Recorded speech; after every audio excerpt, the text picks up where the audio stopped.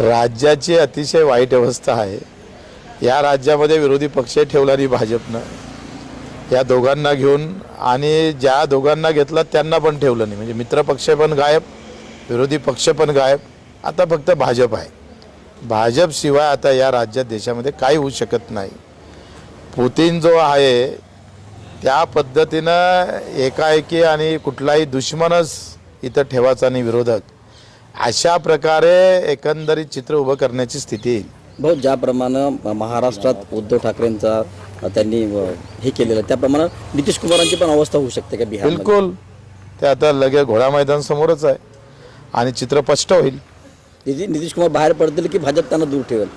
भाजप अशी व्यवस्था आणून ठेवेल। बाहेर कसं आहे, भाजप हा जो पार्टी आहे ना, हे बिलकुल माहीत पडत, दंडा नाही मारत, पण दंडा न मारता जे जखम करण्याचा जो प्रकार आहे, म्हणजे वरतून घाव दिसणार नाही पण अंदरून पोखरून टाकल्याशिवाय राहणार।